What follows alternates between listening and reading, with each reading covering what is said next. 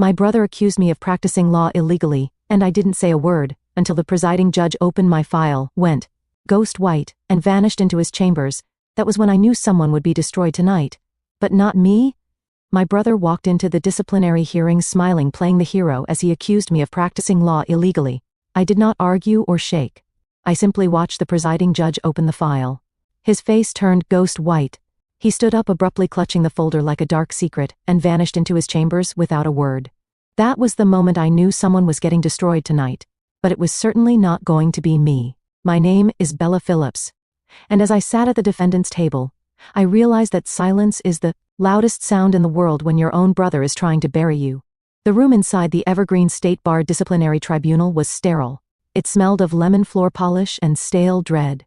It was not a courtroom in the traditional sense. There was no jury box, no gallery filled with weeping relatives or sketching artists. It was an administrative hearing room designed to look like a corporate boardroom where careers were quietly taken out back and shot. The walls were paneled in a depressing mid-90s oak veneer, and the fluorescent lights hummed with a headache-inducing frequency that felt like a drill against the temple. I was 38 years old. I sat alone on the left side of the room. My hands were folded on the table in front of me, resting on the bare wood. I had no notepad. I had no pen. I had no water glass. I had brought nothing with me except the suit on my back, and the absolute cold certainty that I was about to watch a train wreck. The only question was, who would be inside the train when it derailed? Across the aisle, standing at the lectern with the posture of a man who believes he was sculpted rather than born, was my brother, Ethan Pierce. Ethan looked immaculate. He was wearing a navy suit that likely cost more than my first car, the kind with hand-stitched lapels that whispered money to anyone close enough to hear. He adjusted his silk tie, cleared his throat, and looked at the three-membered disciplinary panel with a sorrowful, heavy-lidded expression. He was playing the role of the reluctant executioner perfectly. "Members of the tribunal," Ethan said, his voice dropping an octave to achieve that resonant, trustworthy baritone he practiced in front of mirrors. "This is not easy for me. In fact, standing here today is the single most difficult thing I have ever had to do as an officer of the court. But the integrity of our profession must come before blood." He paused for effect. He was good. I had to give him that. He was very good at selling a lie because he had spent 40 years believing he was the protagonist of the universe. "The respondent," he continued, refusing to say my name, as if saying it would dirty his tongue. "My sister has been operating the Phillips Justice Group for over 6 years. She has taken retainers. She has filed motions. She has stood before judges in this state and argued for the liberty of others, and she has done all of this based on a foundational fraud." Ethan turned slightly, offering his profile to the panel, ensuring his jawline caught the light. "Bella Phillips never passed the bar exam," he declared. The accusation hung in the dead air. It was a sentence designed to stop hearts. Practicing law without a license was not just an ethical violation. It was a crime. It was fraud. It was the total negation of a person's identity. "She has deceived her clients," Ethan went on, gaining momentum now, his sorrow shifting into righteous indignation. "She has deceived the courts. She has made a mockery of the oath that every legitimate attorney in this room has sworn to uphold. We have submitted into evidence the records, or rather, the lack of records. No passage letter, no swearing to in ceremony, nothing but a string of forged documents, and a family that was too trusting to verify her credentials until it was too late." Behind him, sitting in the chairs reserved for the complaining witnesses, were my parents. Dr. Malcolm Pierce sat with his spine rigid, his face carved from granite. He looked like a man attending a funeral for a disappointment. Beside him, my mother, Celeste, dabbed at dry eyes with a linen handkerchief. She was clutching a thick red folder in her lap, as if it contained the nuclear codes. That folder was the evidence. That folder was the weapon they had handed to Ethan to slit my throat. They nodded in sync with Ethan's words. It was a choreographed performance of moral superiority. They were the victims here. They were the upstanding pillars of society who had birthed a fraud. And now, with heavy hearts, they were doing the right thing by cutting out the rot. I did not move. I did not object. I did not shake my head or scoff. I simply watched them. I watched the way my mother's knuckles were white around the folder, betraying a tension that did not match her sorrowful mask. I watched the way my father refused to look at me, staring strictly at the back of Ethan's head, as if Ethan was the only child he had left. I watched Ethan's left hand, hidden behind the lectern, tapping a nervous rhythm against his thigh. They were confident. Yes, but it was a brittle confidence. It was the confidence of people who had never been told no in their entire lives. They believed that because they were the Pierces, and because they had constructed this narrative together, reality would simply bend to accommodate them. They thought this was a ceremony. They thought they were here to formalize my destruction. I shifted my gaze to the bench. Presiding disciplinary judge Nolan Graves sat in the center seat. He was a legend in the state legal community, though not for the reasons Ethan admired. Ethan liked judges who went to the same country clubs and understood the nuances of corporate mergers. Nolan Graves was different. He was old school. He was 70 years old, with skin like crumpled parchment and eyes that looked like they had seen every variety of human sin and found them all boring. Graves was known as the auditor. He did not care about drama. He did not care about emotional pleas. He cared about paperwork. He cared about facts. He was the kind of judge who would dismiss a murder case if the margins on the filing were 1 inch too narrow. He was currently looking down at the docket sheet, his face unreadable. To his left and right sat 2 other panel members, a younger attorney looking bored, and a lay member who looked confused, but Graves was the one who mattered. "Mr. Pierce," Judge Graves said. His voice was like grinding stones. "You are alleging that the respondent has no license number on file with the state bar." "That is correct, Your Honor," Ethan said, smoothing his tie. "The license number she uses on her pleadings belongs to a retired attorney who passed away in 1998. We have the affidavit from the clerk's office and the folder my mother is holding." "And you are certain of this?" Graves asked. He did not look up. He was flipping through the preliminary file on his desk. 100% certain, Ethan said. "We hired a private investigator. We checked the state database. It is a fabrication, Your Honor, a complete fiction." I felt a small, cold smile ghost across my internal landscape, though my face remained a mask of stone. "Oh, Ethan, you didn't check deep enough. You only checked what you wanted to see." Judge Graves finally stopped flipping pages. He reached for the thick main file that the clerk had placed in front of him at the start of the session. This was the official tribunal file, the one containing the complaint, the response, and the background check the tribunal performed independently. "Ms. Phillips," Judge Graves said, still not looking at me. "Do you have an opening statement?" I leaned forward toward the microphone. I kept my voice flat, devoid of the emotion my family was so desperately trying to project. "I will reserve my statement." "Your Honor," I said, "I believe the record speaks for itself." Ethan scoffed. It was a quiet sound, but in the acoustic vacuum of the room, it sounded like a gunshot. He turned to our parents and gave them a small, reassuring nod. "She has nothing." That nod said, "She is folding." Judge Graves opened the file. The room was silent. The air conditioner cycled off, leaving a ringing stillness. I watched the judge's hand. It was a large hand, spotted with age, shaking slightly with a benign tremor. He turned the cover page. He looked at the summary of the complaint. He turned the second page to look at the respondent's datasheet. Then, he froze. It was not a subtle reaction. It was physical. His entire body went rigid, as if an invisible current had just surged through the wood of the bench and seized his muscles. His hands stopped mid-turn on the page. For 10 seconds, nobody moved. The other 2 panel members glanced at him, then at each other. Ethan's confidence smirk began to waver at the corners. He shifted his weight from one foot to the other. "Your Honor," Ethan ventured, his voice losing a fraction of its polish. Judge Graves did not answer. He was staring at the document in the file. Then, slowly, terrifyingly, he lifted his head. He did not look at Ethan. He did not look at the panel members. He looked straight at me. Our eyes locked. I saw the color drain from his face. It was instantaneous, like a curtain being pulled down. His skin went from a healthy flushed pink to the color of wet ash. His eyes were wide. The pupils contracted. It was a look of recognition, yes. But underneath that, it was a look of profound, disorienting shock. It was the look of a man who opens his front door and finds a ghost standing on the porch. I held his gaze. I did not blink. I communicated everything I needed to say in that silence. "Yes, Judge. It's me. Read the name again. Look at the bar number again." Remember, Judge Graves looked back down at the file.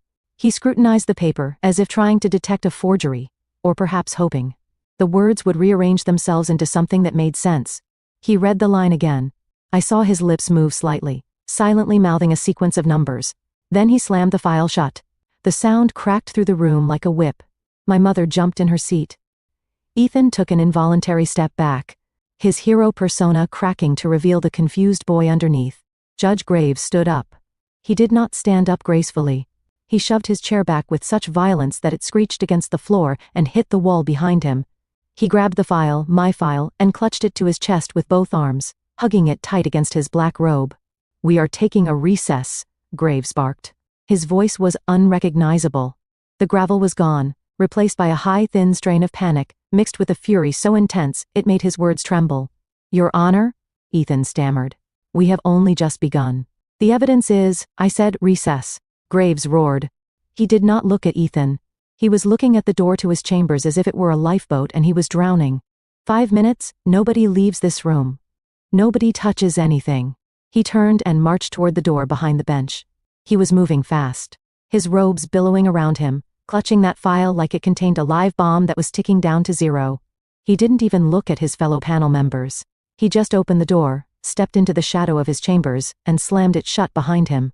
The lock clicked with a finality that echoed in the stunning silence he left behind.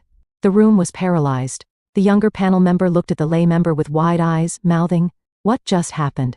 The court reporter, whose fingers had been flying across her stenotype machine, hovered her hands in the air, unsure if she should record the slam of the door. I looked at Ethan.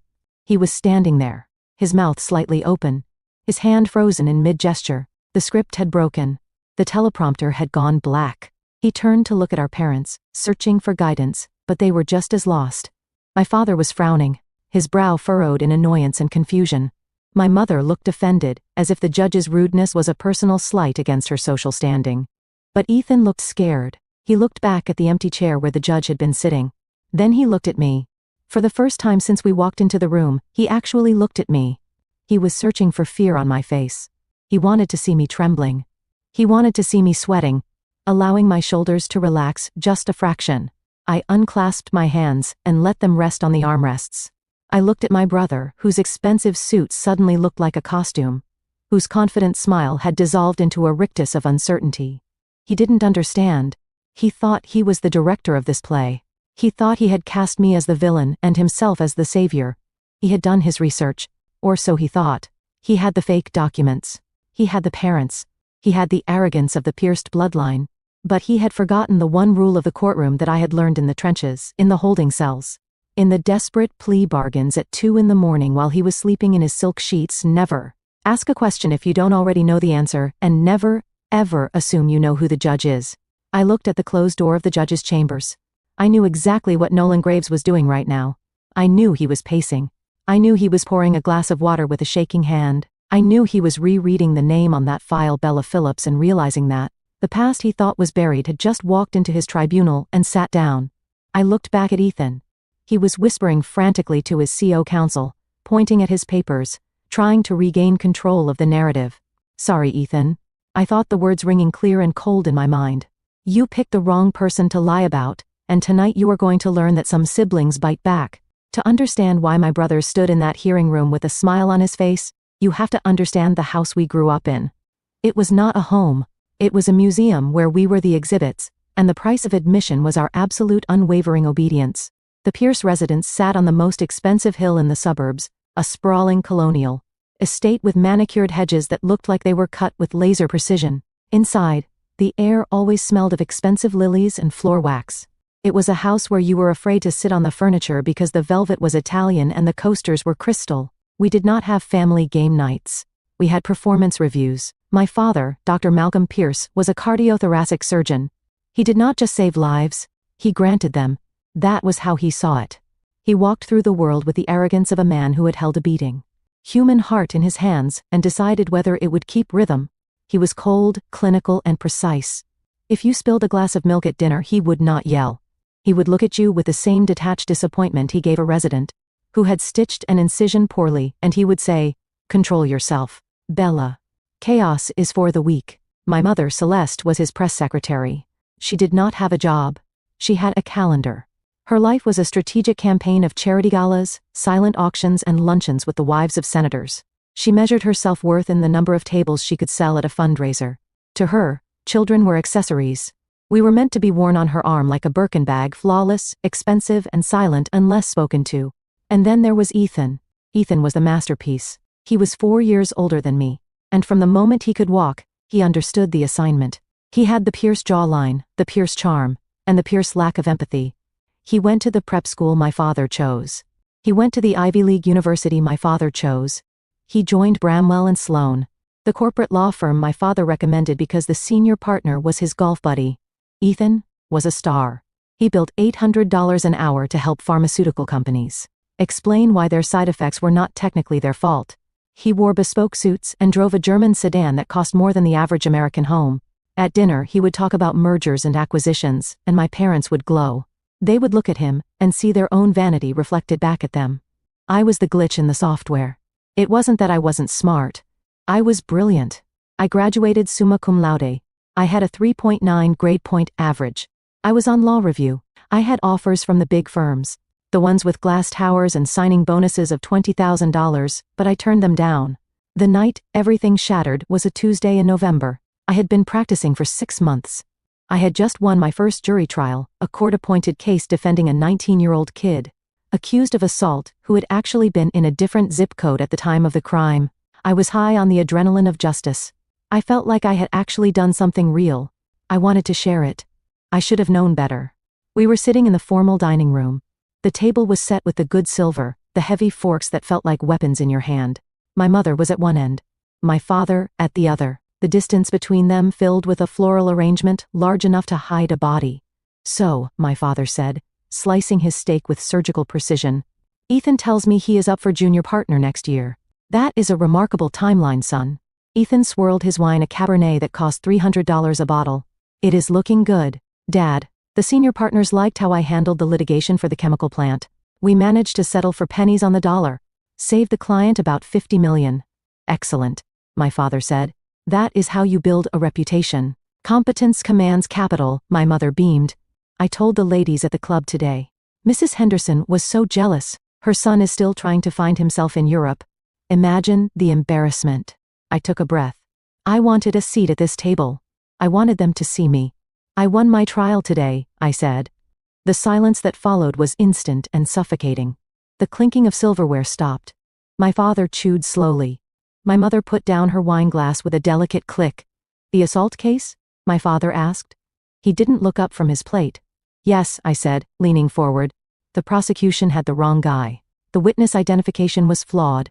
I cross-examined the lead detective for 2 hours. I found the receipt that proved my client was at a gas station 5 miles away. The jury acquitted him in 45 minutes. I waited. I waited for a good job. I waited for a that takes skill. My mother sighed. It was a long suffering sound, like a tire losing air. So he is out? She asked. The criminal is back on the street. He's not a criminal, Mom, I said, my voice tightening. He was innocent. That is the point. I stopped an innocent person from going to prison for 5 years. He was accused, my father said. Finally looking at me, his eyes were like ice. People do not get accused of violent crimes by accident, Bella. You associate with the dregs of society. You spend your days in holding cells that smell of urine and desperation. Do you have any idea how that looks? It looks like justice. I said, it looks like desperation. Ethan chimed in. He smirked. That same superior pitting smile he would wear years later in the disciplinary tribunal. Come on, Bella. Let's be honest. You are a public defender in a cheap suit. You are not practicing law. You are social working. You are cleaning up messes for people who made bad choices. I am protecting their constitutional rights. I shot back. I am making sure the system works. What do you do? Ethan. You help corporations bury evidence so they can keep poisoning water supplies. You call that law. I call that success, Ethan said smoothly. I call that owning a condo in the city and having a retirement fund at 30 years old. You are barely making $40,000 a year. It is embarrassing. It is not about the money, I said, feeling the heat rise in my cheeks. It is always about the money, my father snapped. He dropped his fork onto his plate with a loud clatter. Money is the scorecard, Bella. Money tells the world your value. When you work for peanuts to defend thugs, you are telling the world that your time, your education, and the name Pierce are worth nothing. I have the same degree as Ethan, I said, my voice trembling now. I passed the same bar exam. I had better grades than he did in criminal procedure. Why does my work count for less just because I don't bill a corporation for it? Because you are embarrassing us, my mother whispered. She looked at me with genuine pain as if I had just slapped her. Next week is the Hospital Foundation Gala. The governor will be there. When people ask me what my daughter does, what am I supposed to say? That she is a criminal defense attorney? They will think you are one of those billboard lawyers. It is tawdry, Bella. It is low class. Low class? I laughed. A harsh, brittle sound. Mom, I am literally upholding the Bill of Rights. You are being difficult, my father said, closing the subject. You have always been difficult. You had the connections to get into Bramwell and Sloan. I made the call. Ethan paved the way. You spit in our faces to go work in a dump of an office with flickering lights. You did it to spite us. I did it because I want to actually help people, I said. You did it because you cannot handle the pressure of the big leagues, Ethan said. He took a bite of his steak, chewing with exaggerated enjoyment. It is okay, little sister. Not everyone is cut out for the top tier. Someone has to represent the bottom of the barrel. I looked at them. I looked at my father, checking his Rolex. I looked at my mother, worrying about the governor's opinion. I looked at Ethan, preening in his expensive suit, convinced that his salary made him a moral authority, and in that moment, the fog cleared. I realized that this argument was not about the law. It was not about money. If I had become a corporate lawyer at a rival firm and beaten Ethan in court, they would have hated that too. If I had become a prosecutor and put people in jail, they would have said it was too aggressive for a lady. They did not hate criminal law. They hated that I had chosen it. They hated that I had made a decision without their permission. They hated that I was not a reflection of them. I was a mirror that showed them something they did not want to see. I showed them that you could be smart and capable, and not care about their country club memberships. I showed them that their definition of success was shallow, and because I wouldn't bend, because I wouldn't apologize for who I was a threat. I stood up. Sit down, Bella, my father commanded. We are not finished. I am, I said. My hands were shaking, but I grabbed my purse. If you walk out that door, my father said, his voice dropping to a dangerous whisper, do not expect us to support you. No money, no connections, no referrals. You are on your own. I have been on my own in this house for 20 years, I said. You are making a mistake, my mother cried out, her voice rising in panic, not for me, but for the scene I was causing. Bella, think about the family name. I am thinking about it, I said. That is why I am leaving. I don't want to turn into you. I looked at Ethan one last time. He wasn't smiling anymore. He looked annoyed that I had ruined his celebration. You will be back, he said. Give it 6 months, you will burn out, you will run out of money, and you will come crawling back asking Dad to get you a job in compliance. Don't hold your breath, Ethan, I said. I walked out of the dining room. My heels clicked on the marble floor of the foyer. A sharp, rhythmic sound that echoed like a countdown. I opened the heavy oak front door and stepped out into the cool November night. The air outside tasted different. It didn't smell of lilies and floor wax. It smelled of rain and exhaust and freedom.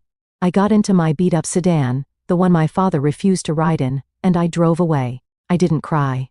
I didn't look back at the lighted windows where the perfect family was finishing their perfect meal. I drove toward the city, toward my tiny apartment, and my cheap suit and my difficult clients. That night, I made a vow to myself. I would build my own life. I would build my own firm. And I would never, ever let them define what justice meant to me again. I realized then that if your family treats you like a performer, you have to stop seeking their applause. You have to walk off the stage. I just didn't know that 10 years later, they wouldn't just be booing from the audience. They would try to burn the theater down with me inside it. The sign on the door was made of cheap plastic laminate, not the engraved brass plaques that adorned the entrance of Bramwell and Sloan. It read, Phillips Justice Group, in a simple sans serif font that I had designed myself on a laptop at 2 a.m. The office was located on the 4th floor of a building in the garment district that smelled perpetually of steamed dumplings from the restaurant downstairs and old wet wool. The elevator worked about 60% of the time. The radiator in the corner clanked like a dying engine every time the temperature dropped below 40 degrees. It was a far cry from the marble foyers and filtered air of my father's world. But when I unlocked that door every morning at 6 o'clock, the stale air inside smelled like something intoxicating. It smelled like ownership. The first 3 years were a blur of caffeine, adrenaline, and the specific grinding exhaustion that comes from fighting a war with a pocket knife.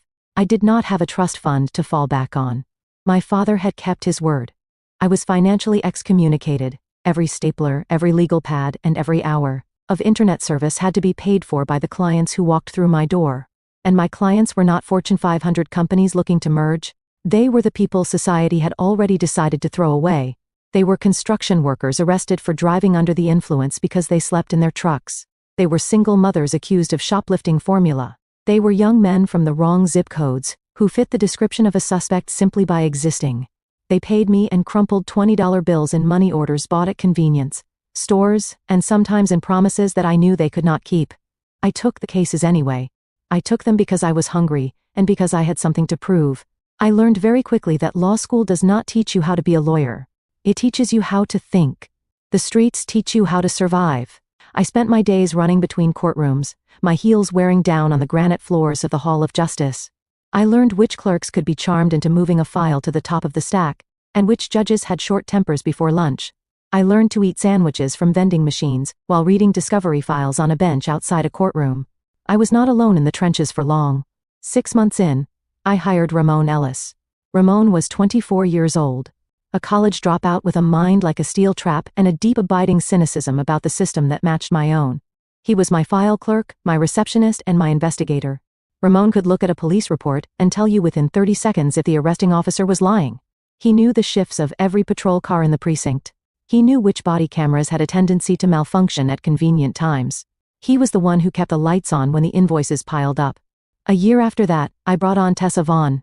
Tessa was a recent law school graduate who had been rejected by the big firms because she had visible tattoos on her forearm and a terrifying amount of attitude. She was short, fierce, and had a voice that could cut through concrete. She didn't want to write corporate briefs. She wanted to fight. When I interviewed her, I asked her why she wanted to work in a dump like mine. She looked around at the peeling paint and said she liked the fact that we didn't have to pretend to be nice. I hired her on the spot, together.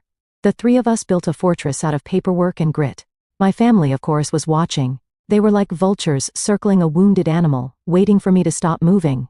Ethan did not call me directly. That would have been too confrontational. Instead, he forwarded me emails. He would send links to articles from legal journals with titles like The High Failure Rate of Solo Practices or The Mental Health Crisis Among Criminal Defense Attorneys. He never wrote a message in the body of the email. He just sent the link. A silent, digital nudge, reminding me that he was waiting for me to fail. My mother was more subtle. She would call once a month, usually on a Sunday afternoon when she knew I was drowning in trial prep. "I ran into Mrs. Gable today," she would say, her voice dripping with artificial sweetness. Her daughter just made partner at her firm. They are buying a vacation home in the Hamptons. "How are you doing? Dear, are you still in that office? Is it safe there? Your father worries you are going to get mugged." "I am fine, Mom," I would say, clamping the phone between my shoulder and ear as I typed a motion to suppress evidence. "You sound tired." She would sigh. "You sound exhausted. Bella, there is no shame in admitting you took on too much. Your father knows a consultant who helps small businesses wind down their operations gracefully." "I am not winding down," I would tell her. "I am just getting started." And I was. We were not winning headlines, but we were winning cases. I developed a reputation, not for brilliance, but for being annoying. I was the lawyer who would not take a plea deal just to get home for dinner. I was the lawyer who actually watched the full 10 hours of surveillance footage, instead of just the 5 minutes the prosecutor flagged. There was a case in my second year involving a delivery driver accused of hitting a pedestrian. The police report said the accident happened at 9:15 at night. The driver swore he was miles away. The prosecutor offered a deal 2 years probation. It was an easy out. Most lawyers would have taken it. I didn't take it. Ramon and I spent 3 nights going through traffic camera feeds from 6 different intersections. We found a reflection in a store window. It was a blurry, grainy image of the defendant's truck. But if you zoomed in, you could see the digital clock on a bank sign in the background. It read 9:14 and the truck was 4 miles away from the crime scene. I walked into the prosecutor's office the next morning and laid the photo on his desk. I didn't say a word. He looked at it, looked at me, and dropped the charges. That was how we won. We won by inches. We won by finding the timestamp that was off by 3 minutes. We won by noticing that a search warrant was signed by a judge who was technically on vacation that day. We won by being obsessive. But obsession makes enemies. The assistant district attorney on that traffic case was a man named Miller. He was a climber, a man who viewed convictions as rungs on a ladder. When I embarrassed him with that photo, he didn't shake my hand. He glared at me with a hatred that felt personal. A few weeks later, I started hearing the whispers. It starts slowly in the legal world. A clerk gives you a cold shoulder. A judge is a little shorter with you than usual. Then, a friend from law school calls you for a drink and asks hesitantly if everything is okay. People are talking, Bella. She told me. Miller is telling people you are manufacturing evidence. He is saying you are dirty. He says no one wins that many dismissal motions unless they are paying someone off or doctoring the files. That is ridiculous, I said, slamming my drink down. I win because I do the work they are too lazy to do. I know that, she said. But the truth doesn't matter as much as the noise. You are embarrassing them. They don't like it. You need to be careful. If you make them look incompetent, they will try to make you look criminal. I realized then that reputation is a fragile thing in my family's world. Reputation was bought with donations and gallows. In my world, reputation was a target on your back. The better I got, the more dangerous I became. We need to be tighter, I said. From now on, we document everything, every email, every phone call, every timestamp. If they come for us, I want to have a paper trail so thick it chokes them. We doubled down. We worked harder. I stopped going to family holidays entirely. I stopped answering my mother's calls. I became a ghost to the Pierce family, existing only as a dark rumor they refused to discuss at dinner parties. By the end of the 3rd year, the Phillips Justice Group was solvent. We weren't rich, but the light stayed on. I had paid off my car. I had a suit that cost more than $200. I felt like I had carved out a small defensible space in the world where I could breathe. But I was still waiting. I was waiting for the case that would define me. I was waiting for the moment that would take me from being a nuisance to being a force. It came on a Tuesday evening in November. It was raining. A cold, miserable sleet that lashed against the single window in my office. The office was quiet. Tessa had gone home. Ramon was packing up his bag, humming along to the radio. I was staring at a stack of unpaid invoices, wondering if we could afford to upgrade our server. The phone rang. It was the main line. Usually, after 6 o'clock, the answering service picked up. But for some reason, I reached out and lifted the receiver. Phillips Justice Group, I said. The voice on the other end was shaking. It was a woman's voice, tight with the kind of fear that makes your throat close up. Is this Bella Phillips? She asked. This is she, I said. My name is Sarah Halston, the woman said. My brother told me to call you. He said you are the lawyer who doesn't care who the other side is. He said you don't get scared. I sat up straighter in my chair. I signaled to Ramon to wait. Who is your brother? Miss Halston? I asked. His name is Andre Halston, she said. He was just arrested this morning. They are saying he stole millions. Miss Phillips, they are saying he ran a Ponzi scheme, but he didn't do it. He is a veteran. He owns a small logistics company. He is being set up. I knew the name Andre Halston. It had been on the news all day. It was a high-profile white-collar fraud case. The kind of case Bramwell and Sloan would charge $50,000 just to look at. The kind of case that destroyed lives before the trial even started. Why are you calling me? I asked. You need a big firm for this. You need resources. We called the big firms. She whispered. They wouldn't take it. They said it was too messy. They said the people accusing him are too powerful. One of them actually laughed at me. She paused, and I could hear her taking a jagged breath. You are the last name on my list, she said. Please, just meet with him. I looked at Ramon. He was watching me, his hand on the doorknob. I looked at the rain hitting the window. I thought about Ethan in his high-rise office, safe and warm and useless. I thought about the rumors DeMiller was spreading. I knew this case was a trap. I knew it would bring the kind of heat that could burn my little firm to the ground. It was too big, too complex, and too dangerous. I will be at the jail in an hour, I said. I hung up the phone. Ramon, I said quietly, don't go home yet. What is it? He asked. It is the one we have been waiting for, I said. Get the coffee. We are going to be here all night.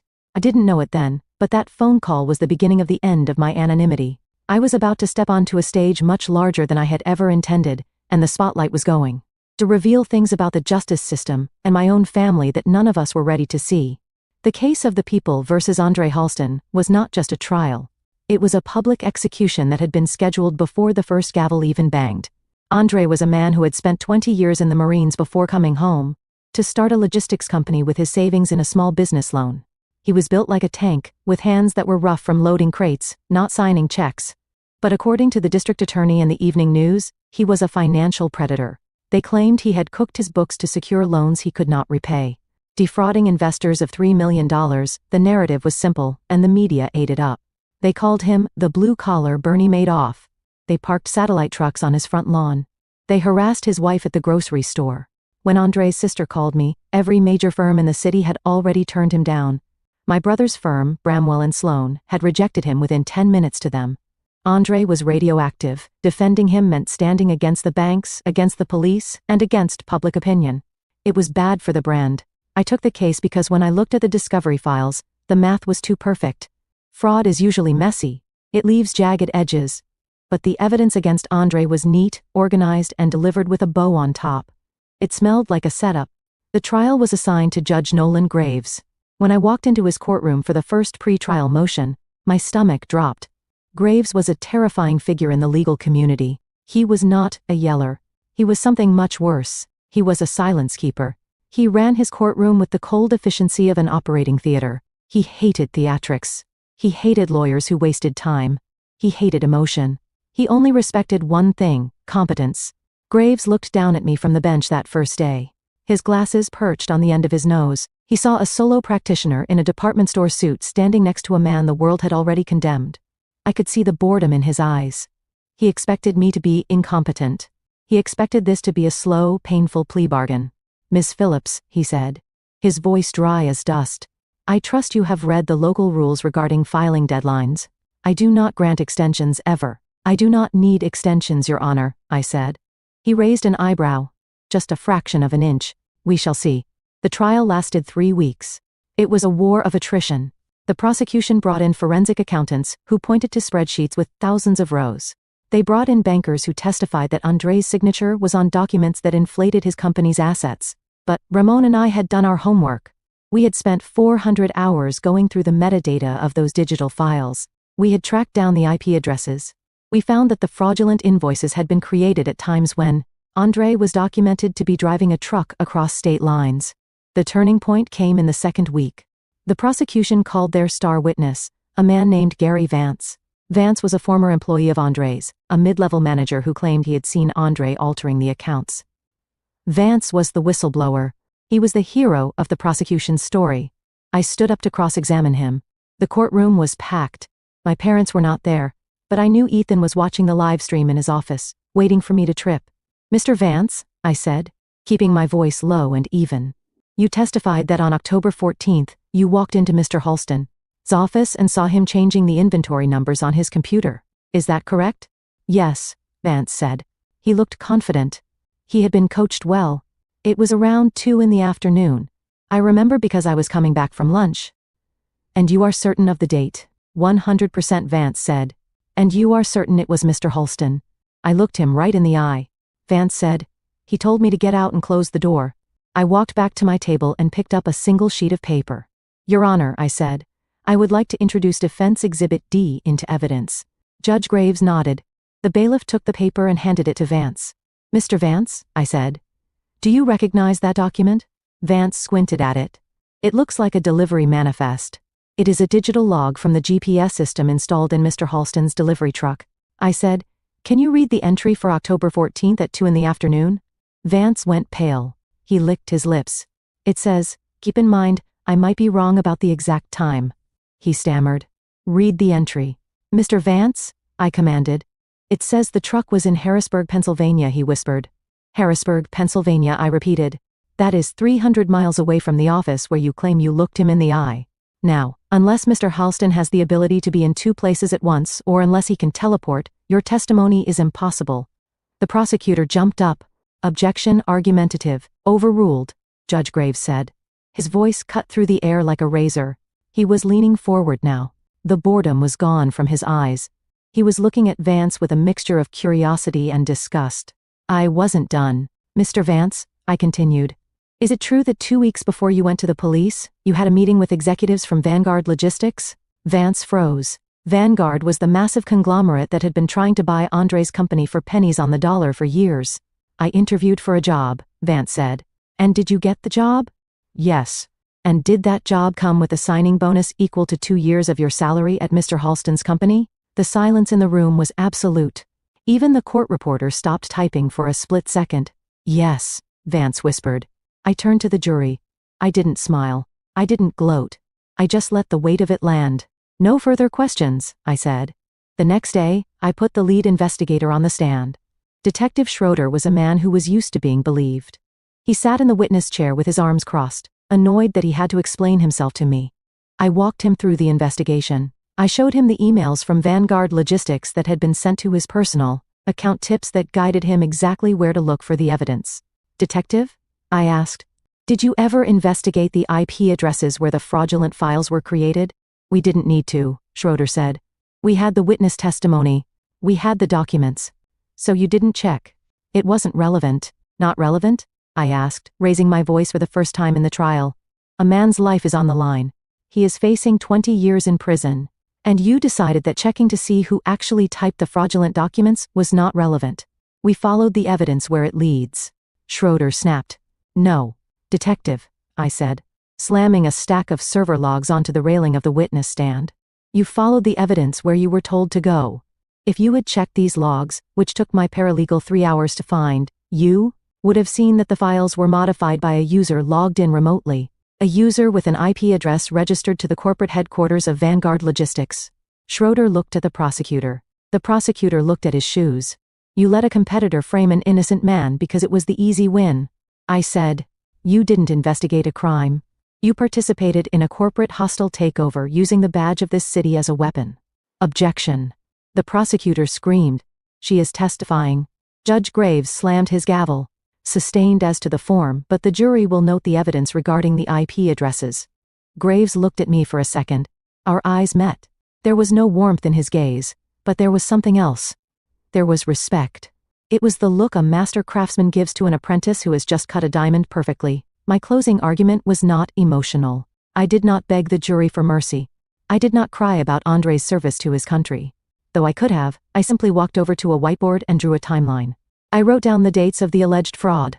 I wrote down the dates of Vanguard's job offer to Vance. I wrote down the IP addresses.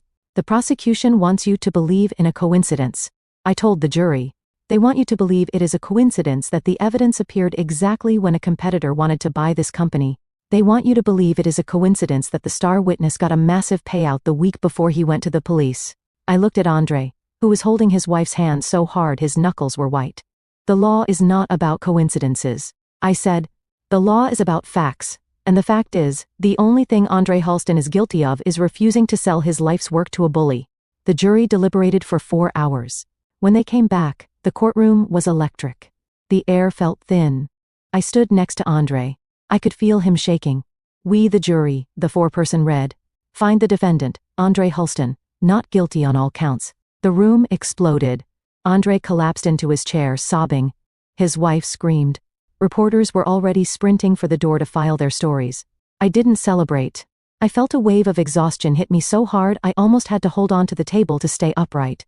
I began packing my bag. I put my files away, one by one, keeping my hands steady. I looked up at the bench. Judge Graves was still sitting there. He waited for the room to clear out a bit. He waited until the chaos had subsided into a dull roar. He caught the eye of his bailiff and handed him a small folded piece of thick cardstock. The bailiff walked over to my table and placed it on top of my briefcase. I watched Judge Graves stand up, gather his robes, and walk out of the courtroom without looking back. I opened the note. It was written in fountain pen in a sharp, angular script. Miss Phillips, whatever law school you attended, they did not teach you what you did in my courtroom this week. That was instinct. It was rare advocacy. Do not let this city break you. And, Graves? I stared at the note. A lump formed in my throat, tighter and more painful than any insult my family had ever hurled at me.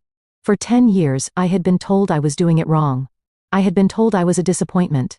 I had been told I was playing in the dirt. And here, the most feared judge in the state had just told me I was real.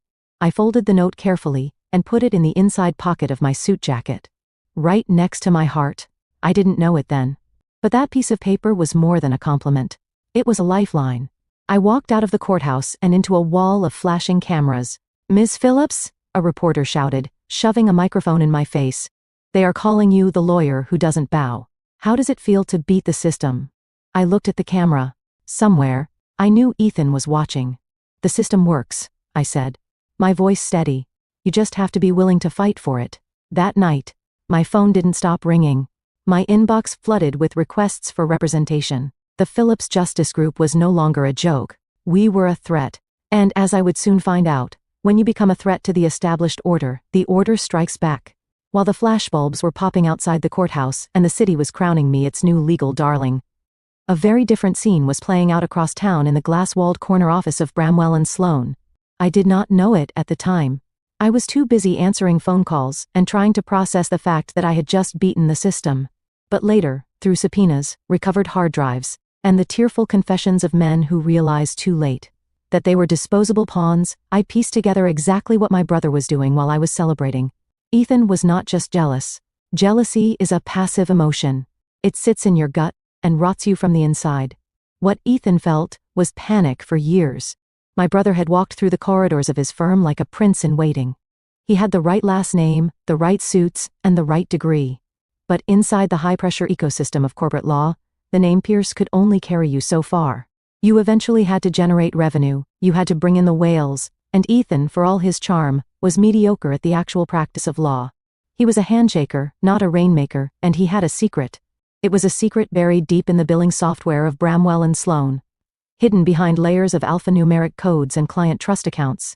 Ethan had a lifestyle that his salary, generous as it was, could not support.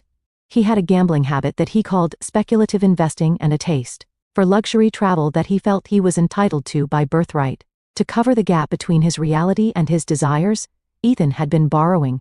He had been padding billable hours on massive class action lawsuits where he thought no one would notice an extra 10 hours here or there. He had been dipping into client retainer funds, moving money around like a shell game to cover his tracks before the monthly reconciliations.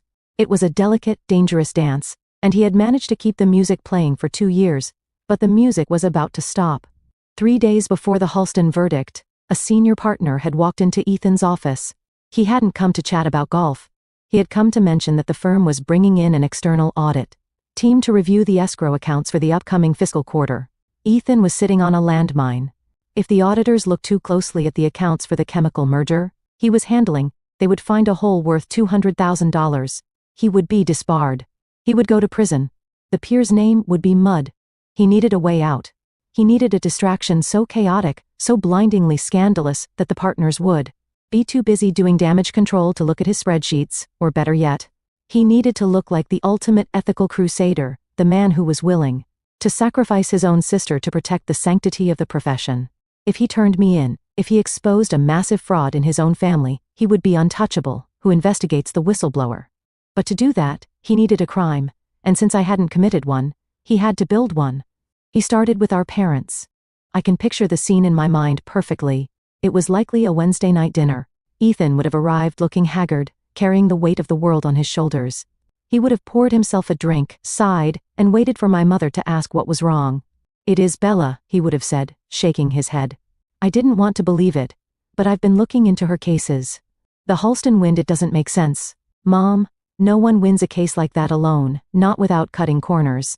My father would have put down his newspaper. "What are you saying?" "I am saying she is not playing by the rules." Ethan would have lied, his voice thick with fake concern. I checked the state registry. There are irregularities. I don't think she ever actually passed the bar exam. Dad, I think she forged her credentials. To anyone who knew me, the idea was laughable. I had studied for that exam until my eyes bled, but my parents didn't know me. They only knew the version of me that existed in their heads, the rebellious, difficult daughter who refused to listen to reason, to them. The idea that I was a fraud made perfect sense. It explained why I worked in a dumpy office. It explained why I didn't join a big firm. It validated every doubt they ever had about me. "She is going to destroy us," my mother would have whispered, clutching her pearls. "If this gets out, that is why we have to get ahead of it," Ethan told them. "We have to be the ones to report it. It shows we have integrity. It shows we are victims of her deception, not accomplices." He weaponized their vanity. He turned their fear of embarrassment into a loaded gun and pointed it at my head. They agreed to support him. They agreed to sign the affidavits. They agreed to destroy their daughter to save their reputation. But Ethan needed more than just parental disappointment.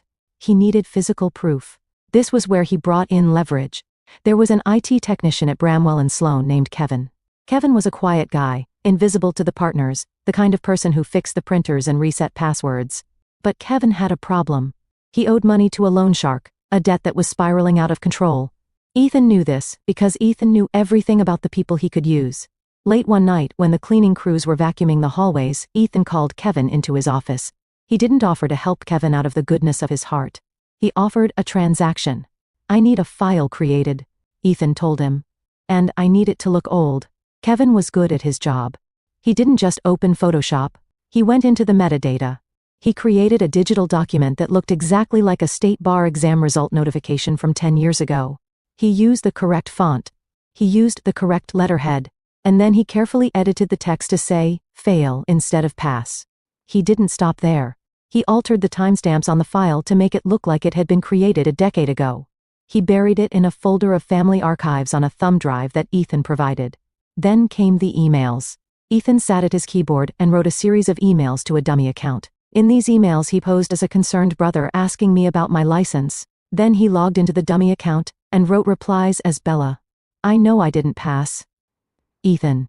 "But who is going to check the fake?" Bella wrote. "I just need to make some money before I retake it. Please don't tell Dad." He printed these emails out. He crumpled them slightly to make them look read and reread. He was building a paper trail of guilt. A narrative so compelling that any disciplinary judge would look at it and see a slam dunk. He even recruited witnesses. He went to my mother's charity circle, the wealthy women who spent their days planning gals and gossiping. He told them the tragic news about his sister's mental break and her fraudulent career.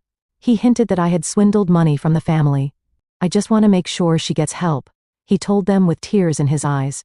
One of them, a woman named Mrs. Higgins, who had known me since I was a child, nodded sympathetically. "I always thought she seemed unstable," she said. "I would be happy to testify to her character." "Ethan, you are a saint for handling this." He had the motive. He had the parents. He had the tech. He had the witnesses. But the truly twisting knife, the part that revealed the absolute depth of his rot, was what he planned to do after I was gone. Ethan didn't just want me disbarred. He wanted my book of business. He had watched the news coverage of the Halston trial. He saw the line of potential clients forming around my block. He saw the value in the brand I had built. His plan was simple. Once the state bar suspended my license, my clients would be left stranded. They would need immediate representation, and who better to step in than the brother of the disgraced attorney? He would approach them with a mournful look. He would say, "I am so sorry for what my sister did to you. Bramwell and Sloan would like to offer you pro bono services to clean up this mess. We will make it right." He would take my clients. He would take the glory. He would bring that revenue back to his firm and say, "Look, I turned a family tragedy into a business win." The partners would be so impressed they would forget all about the audit. He would use the corpse of my career to plug the hole in his own finances. It was brilliant. It was sociopathic, and it was almost ready. On the night before he filed the complaint, Ethan sat in his office. The city lights were twinkling below him. He had the folder on his desk, the same thick folder he would later hand to Judge Graves. It contained the fake bar exam results, the forged emails, the affidavit signed by our parents, and a formal complaint drafted on his firm's letterhead. He ran his finger over the edge of the paper. He took a sip of scotch. He felt a surge of power. He had always been the golden child, but he had always felt threatened by my intelligence. Now he was going to use his intelligence to erase mine. He picked up his phone and dialed the number for the State Bar's disciplinary intake office. He didn't leave a message. He just wanted to hear the menu options to reassure himself that the machinery was real. He hung up.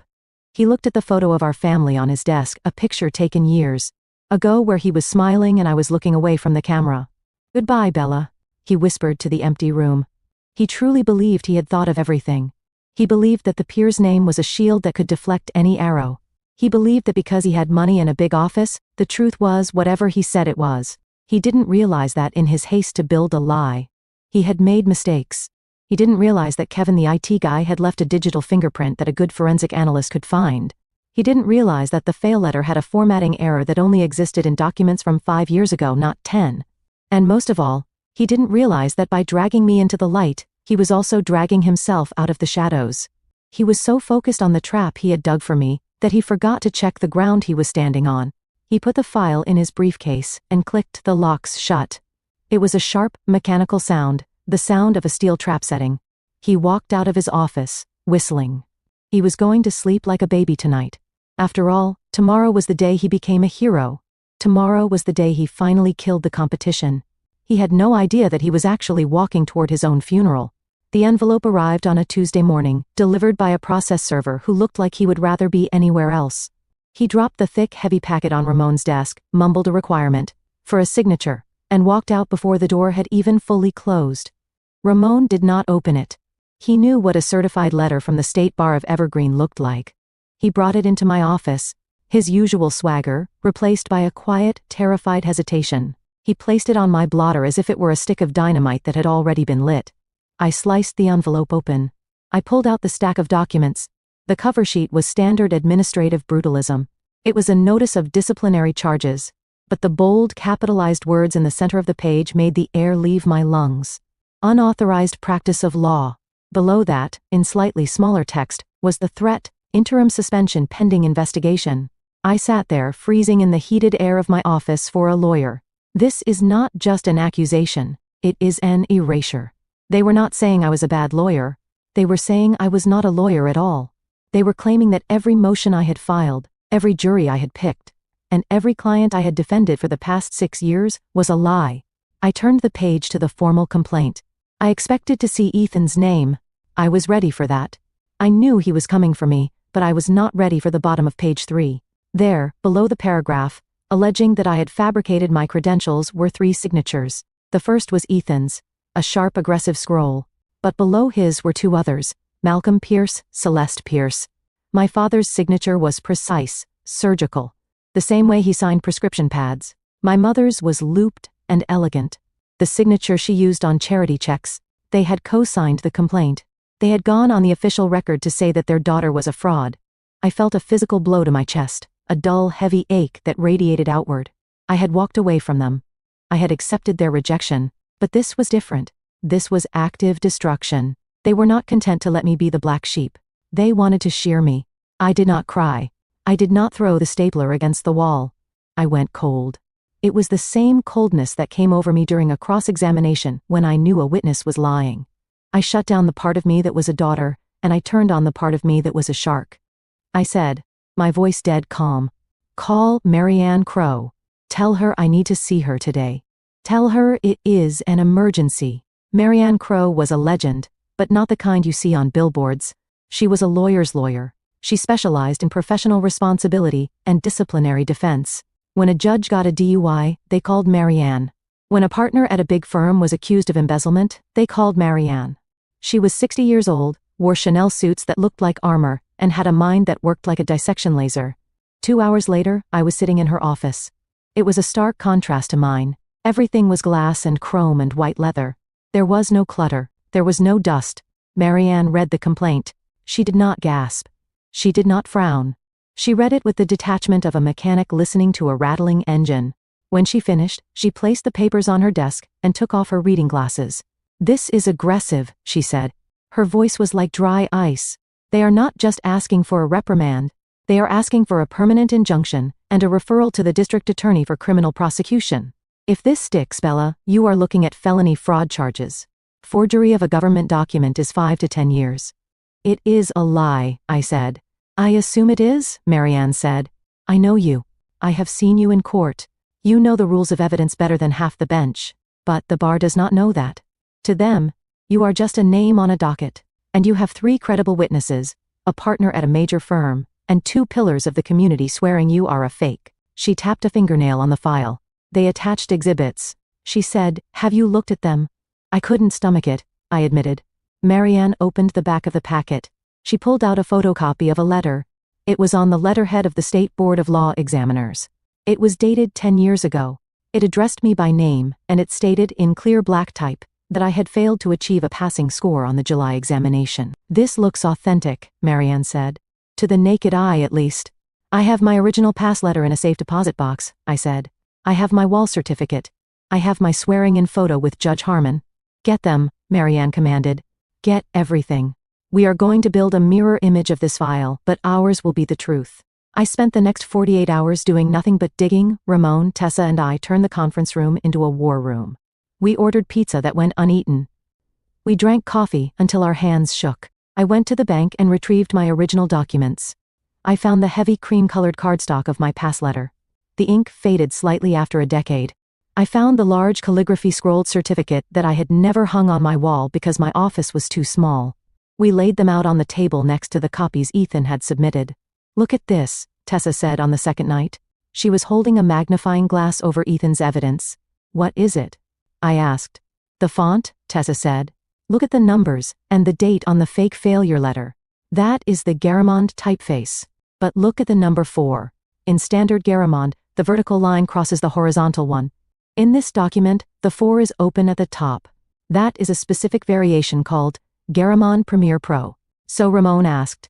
Garamond Premier Pro was not released as a system font for the operating system the bar uses until 3 years after this letter was supposedly written. Tessa said, "They are using a font from the future. It was a small crack, but it was enough to insert a crowbar.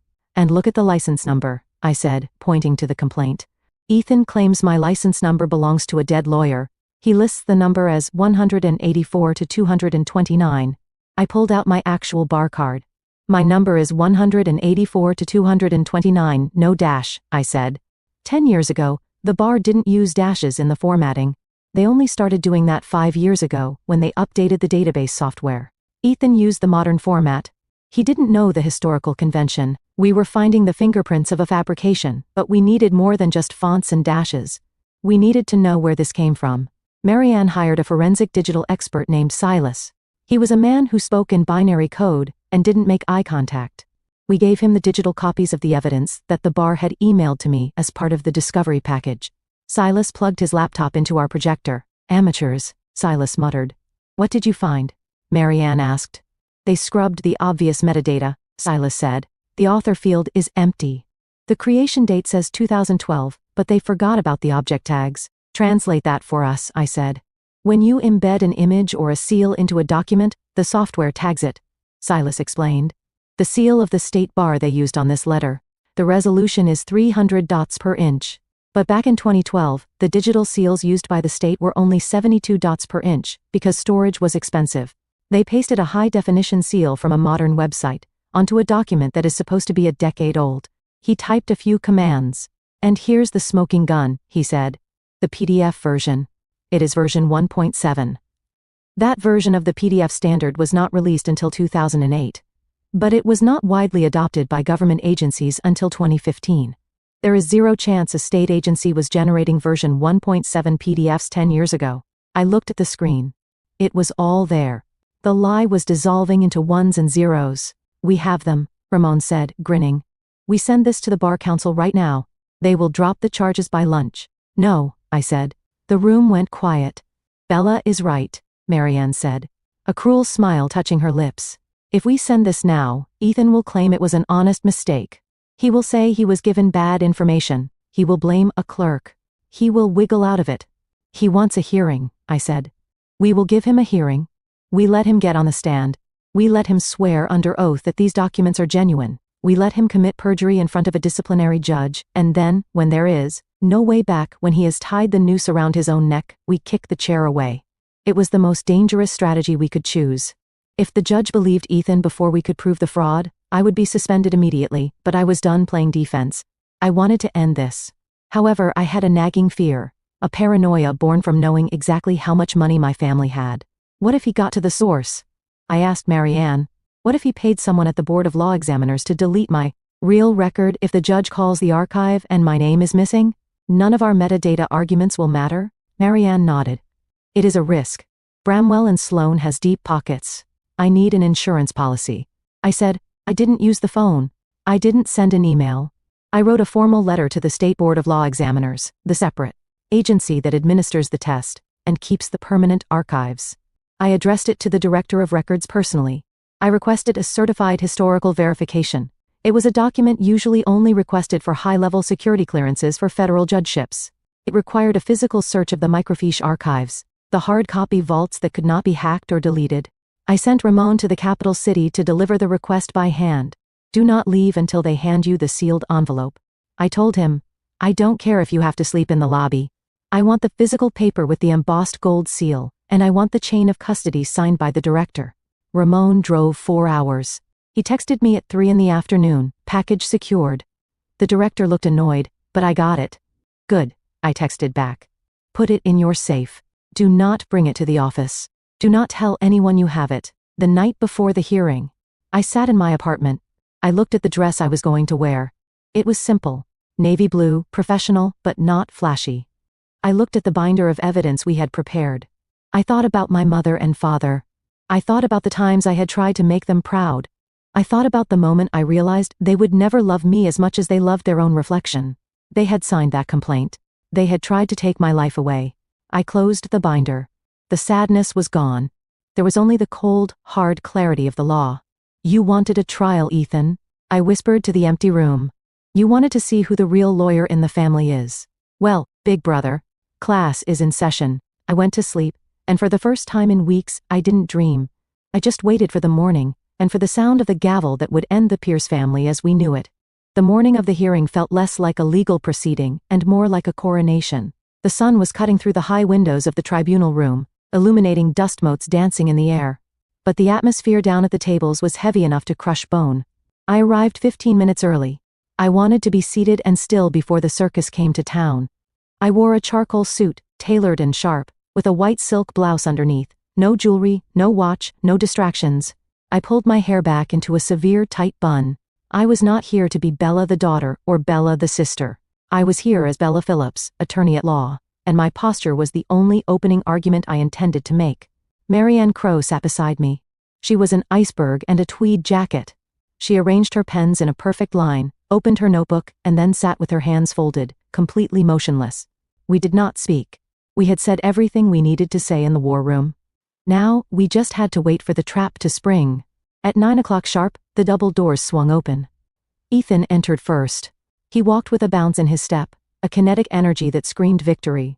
He was flanked by a young associate from Bramwell and Sloan, a man named Sterling who looked like he had been manufactured in a factory that produced generic corporate lawyers. Sterling was carrying a leather briefcase that looked heavy, presumably filled with the mountain of evidence Ethan had fabricated. Behind them came my parents. My mother wore a shade of gray, usually reserved for memorial services. She clung to my father's arm, her face a mask of tragic resolve. My father walked with his head high, but his eyes were fixed on the middle, distance, refusing to acknowledge my existence on the left side of the room. They took their seats in the gallery directly behind Ethan, arranging themselves, like a Greek chorus, ready to sing the tragedy of their disappointment. Ethan did not look at me. He set his files down on the prosecution table with a loud, authoritative thud. He leaned over to whisper something to Sterling, and they both chuckled. It was a soft, wet sound that made my skin crawl. They were not nervous. They believed they were walking into a formality. They believed the result was already written. All rise, the bailiff intoned. Judge Nolan Graves entered from his chambers. The room shifted instantly. The air grew thinner. Graves did not walk. He marched. His black robe billowed around him, and his face was set in a permanent scowl of skepticism. He sat down, adjusted his glasses, and looked out at the room with eyes that seemed to measure the worth of every soul present and find them lacking. He looked at Ethan. He looked at the parents, and then, briefly, his gaze swept over me. There was no flicker of recognition yet. To him, I was just another respondent, another lawyer accused of cutting corners. He had handled hundreds of cases since the Halston trial.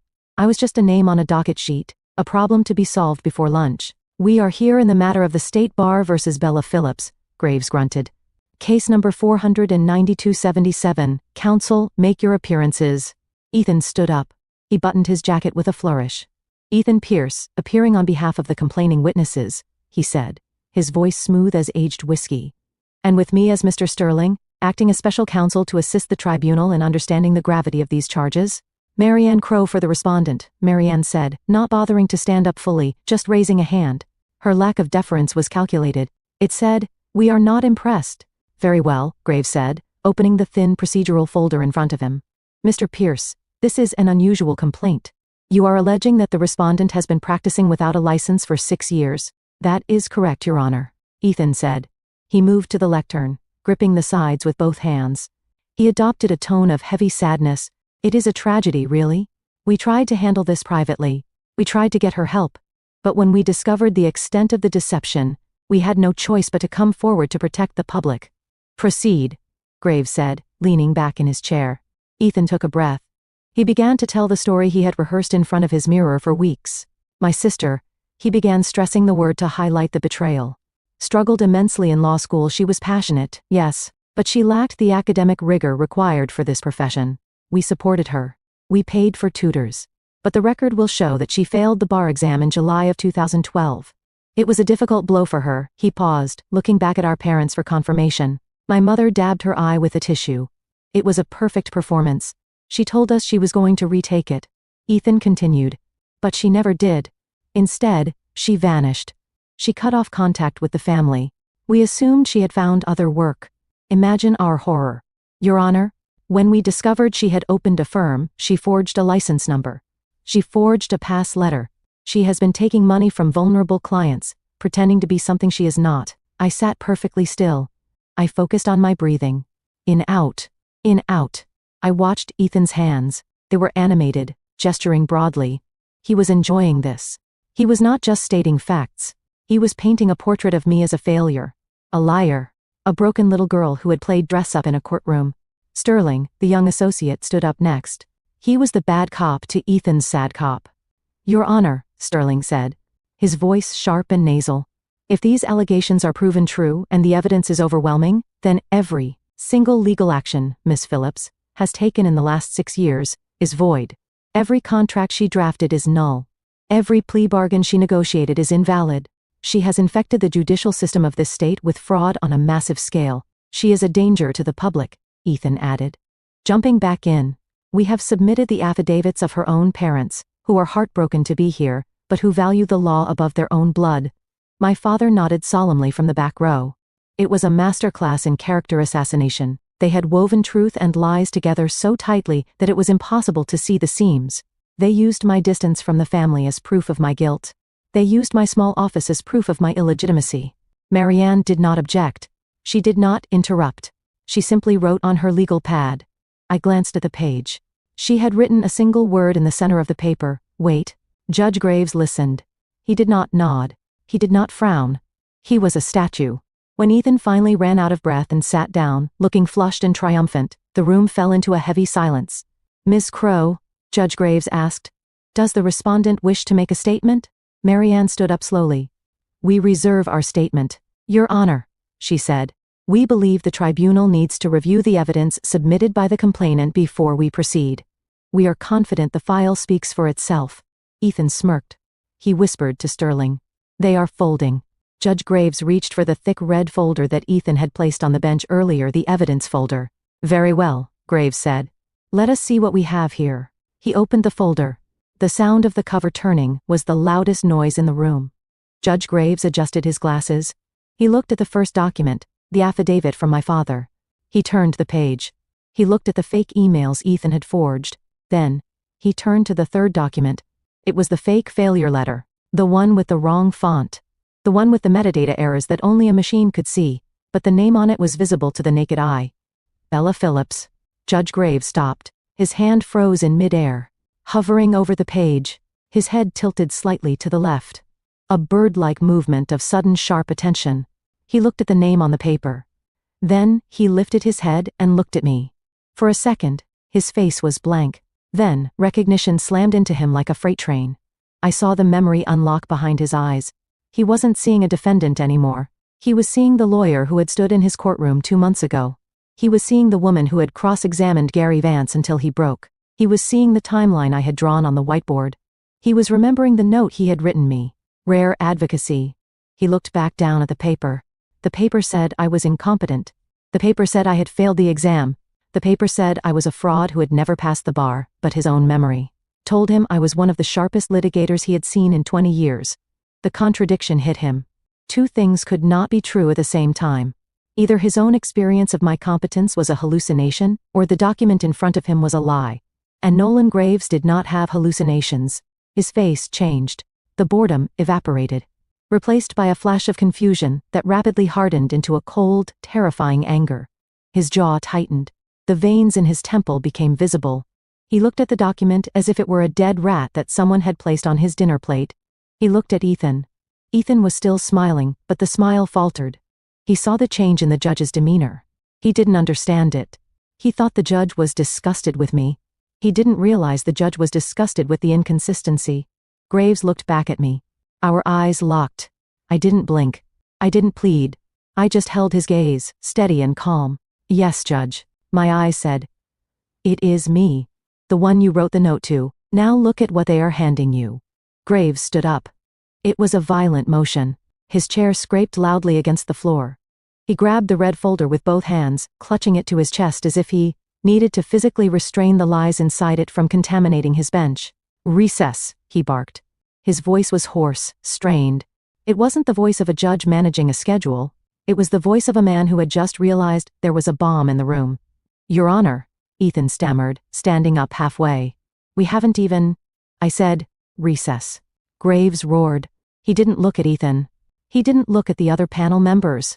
He turned on his heel, his robes swirling around him, and stormed toward the door to his chambers. He slammed the door shut behind him. The sound echoed like a gunshot in the silent room. The air conditioner hummed. The court reporter stopped typing, her hands hovering over the keys. Ethan stood there, frozen. His mouth was slightly open. He looked at Sterling, but the young lawyer was staring at the closed door with wide, fearful eyes. He looked back at our parents. My mother had stopped crying. She looked confused, her script broken. My father was frowning, sensing a shift in the wind but unable to name it. What just happened? Ethan whispered. Why is he angry? He must be disgusted by her. My mother whispered back, loud enough for me to hear. He couldn't even stand to look at the file. Yeah, Ethan said, straightening his tie, trying to convince himself. That's it. He saw the proof, and he was sickened. This is good. This is good for us. But his voice shook. He was trying to put the toothpaste back in the tube. He had expected a lecture. He had expected the judge to scold me. He hadn't expected the judge to run out of the room like he had seen a ghost. I leaned back in my chair. I picked up my water glass and took a small sip. The water was cool and clean. Marianne leaned over to me. She didn't look at me. She just kept staring straight ahead at the empty bench. He knows, Marianne whispered. Yes, I replied softly. I looked at the closed door of the chambers. I knew exactly what was happening in there. I knew Graves was pulling up the court records from the Halston trial. I knew he was comparing dates. I knew he was realizing that the man standing at the prosecution table, the man in the expensive suit with the arrogant smile, had just tried to gaslight him. Ethan thought he was the hero of this story. He thought he was the author, but he had forgotten that he wasn't the only one who could write. He remembers, I thought, and for the first time that morning I allowed myself the smallest, faintest smile. You walked into the wrong room, brother, and you just handed the executioner the axe. The 5 minutes of recess stretched into 10, then 15. The silence in the room transformed from a vacuum into a heavy, suffocating pressure. My brother, Ethan, had stopped smiling. He was tapping his fountain pen against the oak table, a frantic, erratic rhythm that betrayed the unraveling of his nerves. Beside him, his young associate, Mr. Sterling, was staring at the ceiling, likely calculating if his student loans were paid off enough to survive getting fired. My parents were whispering behind me. I could hear the hiss of their anxiety. Why is he taking so long? My mother murmured. It should be a simple rubber stamp. The girl is a fraud. Just sign the paper and let us go home. Quiet. Celeste, my father snapped, though his voice lacked its usual command. Judges do not storm out of chambers unless there is a procedural error. Ethan probably missed a filing fee. I did not turn around. I kept my eyes fixed on the door to the judge's chambers. I knew it wasn't a filing fee. I knew that behind that heavy wood door, a man who had dedicated his life to the sanctity of the law was currently looking at a lie and realizing it had been signed by a prominent family. At exactly 9:25, the door handle turned. The sound was sharp, metal against metal, and it caused everyone in the room to jump. Judge Nolan Graves stepped back into the tribunal. He was not carrying the red folder Ethan had given him. That folder, I noticed, was gone. Instead, he was carrying two objects that looked entirely out of place in a disciplinary hearing. In his left hand, he held a thick manila case file, the kind used by the court clerk's office, stamped with the official seal of the Superior Court. In his right hand, he held a black wooden picture frame. He did not sit down. He walked to the front of the bench and stood there, towering over us. He placed the manila file on the ledge. Then, with a deliberate, heavy movement, he placed the framed document in the center of the bench, facing outward so everyone could see it. It was not a picture. It was a verdict form. It was the original jury verdict from the case of the People versus Andre Halston. It was mounted behind glass, preserving the moment when 12 citizens had agreed that justice had been served. Judge Graves placed his hands on the bench and leaned forward. The veins in his neck were visible. He looked like a storm front that had finally made landfall. Mr. Pierce, Judge Graves said. His voice was terrifyingly quiet. It was the low rumble of an earthquake before the ground splits open. Do you know what this item is? Ethan blinked, confused by the object. He stood up slowly, smoothing his jacket. I am not sure, Your Honor, Ethan said. Is that a memento? It is a reminder, Graves said. It is the verdict form from a trial I presided over 2 months ago, a complex financial fraud case. 3 weeks of testimony, dozens of motions. It was one of the finest displays of criminal defense advocacy I have witnessed in 30 years on the bench. I kept a copy of the verdict because it restored my faith that this system actually works. Ethan looked at the frame, then at me, then back at the judge. He didn't understand. That is very inspiring, Your Honor, Ethan said, trying to regain his footing, but I failed to see how a past case is relevant to the fact that the respondent, the attorney who won that verdict, Graves cut him off, his voice rising, was Bella Phillips. The name hung in the air. My mother gasped audibly. Yes, Graves continued, his eyes drilling into Ethan. I watched her. For 3 weeks I watched her argue suppression motions. I watched her cross-examine hostile witnesses. I watched her cite case law from memory. I watched her instruct the jury on the nuances of intent. Graves picked up the manila file he had brought with him. He slammed it down on the desk. And now, Graves said, you stand in my tribunal under oath, and you tell me that the woman who performed that work, the woman who understood the law better than the prosecutor, has never passed the bar exam. Ethan's face went pale, but he didn't back down. He couldn't. He was too far out on the limb. If he retreated now, he fell. Your Honor, Ethan said, his voice taking on a desperate pleading edge. That is exactly the point. She is a fraud. She is a con artist. She fooled you just like she fooled her clients. The fact that she is good at acting like a lawyer does not mean she is one. We have the official records. We have the failure letter. The official records, Graves repeated. He tasted the words like spoiled milk. Yes, Ethan insisted, pointing to the empty spot where his red folder used to be. The State Bar's own records show she failed in 2012. You cannot argue with the documentation. I am not arguing, Graves said. I am cross-referencing. He opened the manila file he had brought from his chambers. During the recess, Graves said, his voice turning to ice, I took the liberty of contacting the director of the Office of Attorney Admission. I did not check the public website. Mr. Pierce, I had them pull the physical microfiche from the vault. I had them verify the license number directly from the master list. Ethan froze. The blood drained from his face so fast it looked like a medical event. And do you know what I found? Graves asked. He pulled a document from the manila file. It was a fax. The ink still fresh and warm. He held the paper up. She is a lawyer. Mr. Pierce, she has been a lawyer for 6 years. She is, in fact, a better lawyer than the one standing in front of me right now. The room spun. I could feel the energy shift physically. The panel members, who had looked at me with suspicion an hour ago, were now looking at Ethan with expressions of horror. That is impossible, Ethan stammered.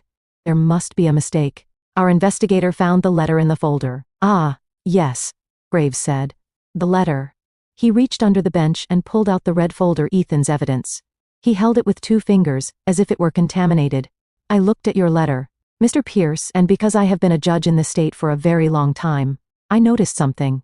Graves opened the folder and pointed to the failure notice Ethan had forged.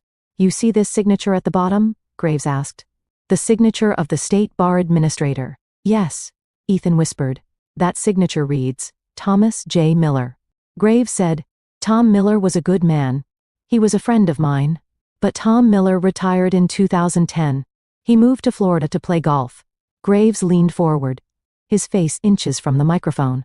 The administrator in 2012, the year you claim this letter was written, was Sarah Jenkins. I know this, Mr. Pierce, because I swore her in. The silence that followed was absolute. It was the silence of a guillotine blade hanging at the top of its track. So, Graves said, his voice dropping to a dangerous whisper, we have a problem. You have submitted a document dated 2012, signed by a man who left office in 2010. He looked at the other document, the emails Ethan had forged. And these emails, Graves continued, relentlessly, they contain metadata timestamps that do not match the server protocols used by the provider listed in the header. My clerk is running a full diagnostic right now, but I suspect we are going to find that these 10-year Old emails were created on a computer registered to Bramwell and Sloan within the last 60 days. Graves closed the folder. He didn't slam it this time. He closed it gently, with the finality of a coffin lid. This is no longer a disciplinary hearing for Miss Phillips, Graves announced. He looked at the court reporter. Strike the charges against the respondent, dismissal with prejudice. Then he looked at Ethan. This is now a crime scene. Ethan gripped the lectern. His knuckles were white. He looked like a man who had just stepped off a curb and realized too late that a bus was coming. He opened his mouth to speak, to spin, to charm. But nothing came out. The air had left him. Your Honor? Mr. Sterling squeaked from the side table. He was backing away from Ethan, physically creating distance between himself and the radioactive fallout. I was just retained as local counsel. I had no part in the preparation of these documents. I assumed, sit down counsel, Graves snapped. Unless you want to be joined in the sanctions. Sterling sat down so hard his chair rattled. Graves turned his gaze to the gallery. He looked at my parents. My father was no longer looking into the middle distance. He was staring at Ethan with a look of dawning horror. He was a man who understood consequences. And he just realized his son had dragged the family name into a felony. My mother was clutching her purse, her mouth moving silently, her script of victimhood burning to ash in her hands. Mr. Pierce, Graves said to Ethan, you are an officer of the court. You came into my tribunal. You looked me in the eye, and you attempted to use the disciplinary machinery of this state to frame a fellow attorney, and not just any attorney, your own sister. Graves shook his head, a gesture of profound disappointment. I have seen lawyers lie to save a client, Graves said. I have seen lawyers lie to save themselves, but I have never, in all my years, seen a lawyer lie to destroy his own blood for sport. Ethan finally found his voice. It was thin and reedy, a ghost of the baritone he had used earlier. I relied on the information I was given. Ethan lied. If the documents are forged, I am a victim too. I was deceived. By whom? Graves asked. By the Tooth Fairy. The document metadata traces back to your firm. Mr. Pierce, the signature error is clumsy. This was not a sophisticated third-party hack. This was a cut-and-paste job done by someone arrogant enough to think no one would check. Graves picked up the phone on his bench. He dialed a number. This is Judge Graves, he said into the receiver. I need the sheriff's deputies in Tribunal Room 4. Yes, immediately. And call the district attorney's special crimes unit. Tell them we have a case of perjury, submission of false evidence, and attempted obstruction of justice. He hung up the phone. Ethan's legs gave out. He didn't fall, but he slumped against the lectern, holding onto it as if it were the only thing keeping him upright. His face was a mask of sheer, unadulterated terror. For the first time in his life, money couldn't fix the problem. His last name couldn't fix the problem. I sat there, my hands still folded on the table. I felt a hand on my arm. It was Marianne. She wasn't writing anymore. She was looking at me. And for the first time, her icy demeanor had melted into something warm. You did it, she whispered. I looked at Ethan. He was looking at me now. His eyes were wide, pleading. He looked like he was 6 years old again, caught breaking a vase, waiting for me to take the blame for him. Help me. His eyes said, fix this. But I wasn't 6 years old anymore, and I wasn't his shield. I looked at him, and I felt absolutely nothing. No joy, no anger, just the cold, clinical satisfaction of equation, finally balancing out. Excuse me, Your Honor, I said. My voice was steady, clear, and loud enough to reach the back row where my parents were sitting in stunned silence. Judge Graves looked at me. His expression softened. Yes, Miss Phillips. May I be excused? I asked. I have a trial starting tomorrow, and unlike the complainant, I actually have work to do. Judge Graves nodded. It was a slow, respectful nod. You are excused, counselor, he said. With the apologies of this court, I stood up. I picked up my briefcase. I didn't look at my parents. I didn't look at the ruin of my brother. I turned my back on them. And I walked toward the door behind me. I heard the heavy doors of the courtroom open, and the heavy boots of the sheriff's deputies marching in. The doors to the hearing room were still vibrating from the entrance of the sheriff's deputies, but Judge Graves raised a hand to halt them. He was not finished. The physical arrest was the inevitable conclusion, but the judicial evisceration had to happen first. He wanted the record to be so complete, so devastatingly clear that no appellate court in the country would dare touch it. Deputies, stand by the door, Graves ordered. His voice was calm. The deadly calm of a man who has just locked the exits. We are going to clarify a few details before Mr. Pierce leaves us. I stopped packing my briefcase. I sat back down. I signaled Marianne. She understood immediately. It was time to strip the meat from the bone. Marianne stood up. She did not look at Ethan. She looked at the panel members, holding a flash drive in her hand as if it were a smoking gun. "Your Honor," Marianne said, her voice cutting through the heavy air. "While Mr. Pierce was entertaining us with his theatrical performance, our forensic team completed the extraction of the metadata from the electronic files submitted by the complainant. I would like to direct the tribunal's attention to the screen." A large monitor on the side wall flickered to life. It displayed a chaotic stream of code, numbers, and file paths to the uninitiated. It looked like static. To anyone who knew digital forensics, it looked like a confession signed in blood. "Mr. Pierce claimed these documents were 10 years old," Marianne said, pointing a laser pointer at a line of code highlighted in yellow. "He claimed they were scanned from original letters sent in 2012. However, the file creation stamp tells a different story. This PDF was not created a decade ago. It was created on October 14th of this year. Specifically, at 1145 at night, Ethan's lawyer, Mr. Sterling, jumped up. He was sweating now, a sheen of moisture visible on his forehead. "Objection," Sterling stammered. "Digital timestamps can be glitchy. Maybe the file was just resaved on that date. That does not prove forgery. It just proves someone opened the file." "An interesting theory," Judge Graves said, leaning over the bench. "Ms. Crow, please address that." Marianne tapped a key on her laptop. The screen changed to show a server pathway. If the file had simply been resaved, the original created date would still read 2012, Marianne explained clinically. But here, the created date and the modified date are identical. Furthermore, we trace the unique machine identifier, the MAC address of the computer that generated this file. It is not a government computer. It is not a server at the Board of Law Examiners. She paused, letting the silence build. "The computer that forged this document is registered to the corporate network of Bramwell and Sloan," Marianne said. "Specifically, it is a terminal located on the 24th floor, Office 24 Billions." I watched Ethan. He had stopped breathing. Office 24B was his office. Sterling tried one last desperate pivot. "Your Honor, this could be a hack. Someone could have spoofed the IP address. My client is a high-profile attorney. He has enemies. Someone could have remotely accessed his system to frame him." Judge Graves looked at Ethan. The judge's eyes were hard, devoid of any sympathy. "Mr. Pierce," Graves said, "your counsel suggests you are the victim of a cybercrime. Is that your testimony that a hacker broke into your firm's secure network, logged into your specific computer, and created these files without your knowledge?" Ethan licked his lips. He looked at Sterling, then at his parents, then at the judge. "Yes," Ethan whispered. "Yes, that must be what happened. I didn't do this. I am being set up." Graves nodded slowly. "A hacker, I see. And tell me, Mr. Pierce, does this hacker also know your biometric login credentials?" Ethan blinked. "What?" "The IT department at your firm is very efficient. My clerk just got off the phone with your chief information officer.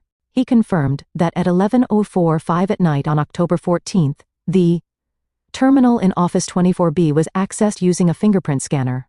The room went dead silent. "Unless the hacker cut off your thumb and brought it into the office," Graves said, his voice dropping to a terrifying whisper. "That was you. Mr. Pierce, you were in the building. The swipe card log confirms you entered the lobby at 11:30. You went up in the elevator. You logged in with your thumbprint. You created the forgery. And you saved it to this thumb drive." Ethan opened his mouth, but no sound came out. He was drowning. "It wasn't me," he choked out, his voice rising in pitch. "I mean, I was there. Yes, I was working late on the merger, but I didn't create that file. Maybe I left my computer unlocked. Maybe the cleaning crew." "The cleaning crew?" Graves asked, raising an eyebrow. "You are suggesting the janitor knows how to use Adobe Pro to edit metadata and insert a high-resolution state seal." "It is possible," Ethan yelled. "You don't know. The legacy system we use for archiving has a template that loads automatically. Anyone could have clicked it." The room froze. I smiled. It was a small, sad smile. He had just walked right into the blade. "Mr. Pierce," I said, speaking from my seat. "You just said you used a legacy system with a template." Ethan whipped his head around to look at me. "So what? If you didn't make the file," I said calmly, "how do you know which template was used? How do you know it was a template at all a moment ago? You said it was a scanned document from 10 years ago. Now you are admitting it was created using a software template. Ethan's eyes went wide. He realized what he had said. He had just described the murder weapon he claimed he had never touched. I was speculating, he stammered. I was just saying how it could have happened. You described the process, Graves interrupted. You described the tool. You just confessed. Mr. Pierce, you know exactly how that document was made because you are the one who made it. Graves turned his gaze away from the wreckage of my brother and looked at the gallery. He looked at my parents. They were shrinking in their seats. My father, the great surgeon, looked small and gray. My mother was gripping her handkerchief so tightly her fingers were purple. Dr. Moe and Mrs. Pierce, Graves said. Graves, they didn't stand up. They couldn't. You signed affidavits, Graves said. Sworn statements. You stated, under penalty of perjury, that you had personal knowledge of your daughter's failure to pass the bar. You stated you saw the letter 10 years ago. My father started. His voice cracking. He cleared his throat. We relied on our son. Ethan told us he had checked. He showed us the papers. So you didn't see the letter 10 years ago? Graves asked. You lied in your affidavit when you said you remembered it arriving in the mail. We might have been confused about the dates, my mother whispered. It was so long ago. Ethan said he found the copy. We just wanted to support him. We thought he was doing the right thing. You thought destroying your daughter's career based on hearsay was the right thing? Graves asked. We were protecting the family name, my father blurted out. His arrogance flaring up for one last stupid second. If she was a fraud, we had to distance ourselves. We couldn't have that scandal attached to us. So you signed a legal document accusing her of a felony without verifying a single fact, Graves said. You let your son weaponize your signature. We trusted him, my mother cried out. He is a partner at Bramwell and Sloan. He is the successful one. Not anymore, Graves said coldly. And neither are you. Signing a false affidavit is perjury. Conspiring to submit false evidence is a crime. You are not victims here. You are accomplices. My parents looked at each other. For the first time I saw the unity of their marriage fracture. My father looked at my mother with blame. My mother looked at Ethan with horror. The perfect facade of the Pierce family was not just cracking. It was dissolving into sludge. But we are not done, Marianne said. She stood up again. She held a single piece of paper. We have established the forgery, Marianne said. We have established the perjury. But the tribunal might be wondering why. Why would a successful corporate lawyer risk his entire career to destroy a small solo practitioner? Was it just sibling rivalry? She walked over to the projector. She placed the paper on the glass. This, Marianne said, is an email recovered from the Bramwell and Sloan internal server. It was sent by Ethan Pierce to the senior managing partner 3 days ago. The email appeared on the screen. The text was magnified. Subject client, acquisition opportunity, Phillips Justice Group, Bob. Regarding the audit issues in the chemical account, I have a solution. My sister is about to be suspended. I have arranged for the disciplinary action to hit this week. Once she is out of the way, I have prepared a transition packet for her entire client list. She has 3 high-value class action suits pending. If we absorb her practice under the guise of assisting a troubled family member, we can build those hours to our firm. The revenue will more than cover the deficit in my escrow account before the auditors arrive next Monday. The collective gasp in the room sucked the oxygen out of the air. It wasn't just jealousy. It was theft. It was a calculated predatory move to cannibalize my hard work to cover up his own embezzlement. Judge Graves stood up. He looked at Ethan with an expression that went beyond anger. It was the look one gives to something that crawls out from under a rock. You were stealing from your own firm, Graves said. And you decided to frame your sister to pay back the debt. Ethan was shaking violently now. The exposure was total. He was naked before the law. It wasn't my idea, Ethan screamed. The sound was shrill, animalistic. He pointed a trembling finger at the back of the room. It was them, he yelled, pointing at our parents. They pushed me. They said she was an embarrassment. They said they wanted her gone. They told me to do whatever it took to shut her down. Ethan, my father shouted, standing up. How dare you? And it was Kevin, Ethan shrieked, pivoting wildly. The it guy. He said he could make it look real. He told me the metadata would be scrubbed. He messed it up. He is the one who incompetent. He ruined everything. I watched him. I watched the golden boy. The heir apparent. The pride of the Pierce dynasty. He was sobbing, screaming, blaming the help, blaming his parents, blaming the technology. He was showing the world exactly who he was. A child, a spoiled, rot-filled child, who had never taken responsibility for a single action in his life? That is enough, Judge Graves said. He motioned to the deputies. Take him into custody. 2 large deputies stepped forward. They grabbed Ethan by the arms. He tried to pull away, his expensive suit bunching up. His tie is skew. You can't do this, Ethan yelled. I am a partner. I am a Pierce dad. Do something. Call the governor. Call someone. My father sat down. He put his head in his hands. He didn't look up. He knew that no phone call could fix this. The email had proven that Ethan wasn't just a liar. He was a thief who had planned to defraud his own partners. Bramwell and Sloan would not save him. They would bury him to save themselves. The deputies dragged Ethan toward the door. He was still screaming my name.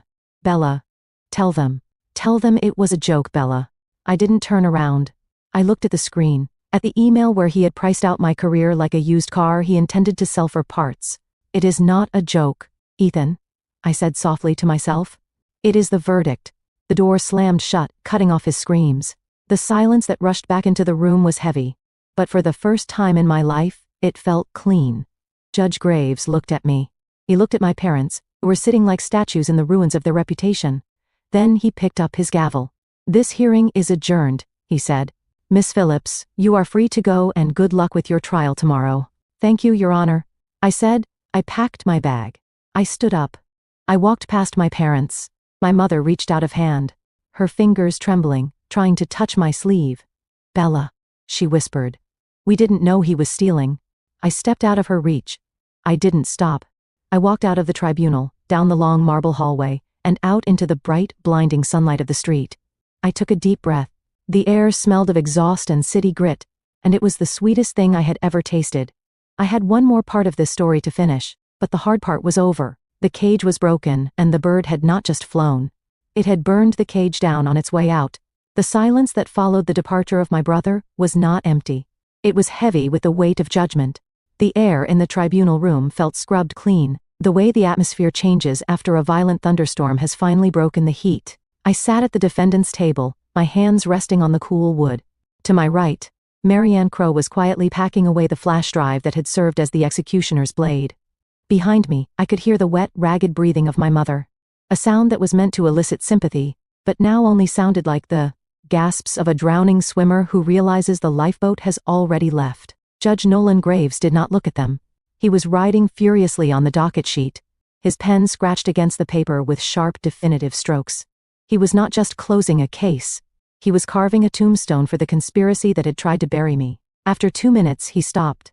He looked up, removed his glasses, and set them on the bench. Ms. Phillips, Judge Graves said. His voice had returned to its usual gravely baritone, but the edge of anger was gone, replaced by a solemn professional courtesy. Please stand. I stood up. My legs felt steady. For the first time in 6 years, I did not feel like I was fighting for my life. I felt like I was simply living it. The tribunal has reviewed the evidence, or rather, the fraudulent lack thereof. Graves announced, speaking for the record, we find the allegations in the complaint to be without merit. We find them to be malicious, baseless, and criminally manufactured. The complaint is dismissed with prejudice. Your record is clear. Your license is active. You are, and remain, a member of this bar in good standing. He paused, looking me in the eye. Furthermore, he continued, I am ordering the clerk to expunge this entire proceeding from your public profile. It will not appear on any background check. It will not appear in any search. As far as the history of this state is concerned, today never happened to you. Thank you, Your Honor, I said softly.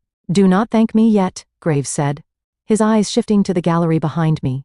Because while this day never happened to you, it is certainly going to happen to others. He picked up a second document he had just signed. I am issuing an immediate referral to the District Attorney's Office for the prosecution of Ethan Pierce, Malcolm Pierce, and Celeste Pierce, he declared. My father stood up. Now see here, Judge, sit down, Graves barked, the sound cracking like a whip. You have no standing in this court anymore. Dr. Pierce, you are not a witness. You are a suspect. I am ordering the immediate seizure of all electronic devices currently in the possession of the complainants to prevent the destruction of evidence. He pointed to the bailiff. Officer, please collect the phones and tablets from Dr. and Mrs. Pierce before they leave this room. You cannot do that, my father sputtered, his face turning a mottled red. My phone contains confidential patient records. I am a surgeon. Then you should have thought about that before you used your communication devices to coordinate a felony, Graves said coldly. Hand them over, now. I listened to the sounds of resistance behind me, the rustle of expensive fabric, the indignant whispers, and finally, the clatter of 2 iPhones being dropped into an evidence bag. It was the sound of their insulation being stripped away for decades. They had believed that privacy was a right they could buy.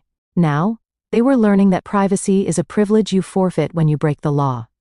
This hearing is concluded, Judge Graves said. He stood up, gathered his robes, and gave me one last nod. It was a nod of equality. Then he vanished into his chambers. Marianne closed her briefcase. The latch clicked shut. Ready? She asked. Yes, I said. We turned to leave. My parents were still sitting in the gallery, looking like statues that had been toppled from their pedestals. My mother was weeping openly now, her mascara running in dark streaks down her face. My father was staring at his empty hands, looking at the space where his phone used to be, as if he had lost a limb. I walked past them. I did not speed up. I did not slow down. I walked with the rhythm of a woman who has a trial to prepare for. Bella, my mother choked out. I kept walking. We pushed through the double doors into the hallway. The corridor was lined with marble, echoing with the footsteps of lawyers and clients. But the path to the elevator was blocked. 2 sheriff's deputies were standing near the water fountain, holding my brother. Ethan was not in cuffs yet. They were waiting for the transport van, but he was effectively restrained. He looked like a man who had aged 20 years and 20 minutes. His tie was loose, his hair was disheveled, and his eyes were wild, darting around the hallway like a trapped animal. When he saw me, he lunged forward.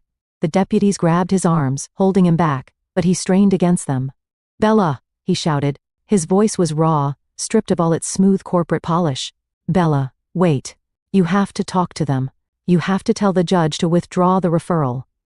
I stopped. I stood 5 feet away from him. It was close enough to smell the fear on him. A sour scent that cut through his expensive cologne. I can't withdraw anything, Ethan, I said calmly. It is out of my hands. It is the state's case now. You can't let them do this, he pleaded. Tears welling in his eyes. I am your brother. They are going to disbar me. Bella, they are going to take my license. They are going to audit the firm. I will lose the condo. I will lose everything. You should have thought about that when you were drafting the fake failure letter. I said. I was desperate, he cried. I made a mistake. But you are family. You can't destroy your own family. I looked at him. I looked at the man who had mocked my cheap suits.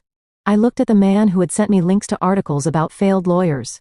I looked at the man who had planned to steal my clients to cover his own theft. I didn't destroy this family.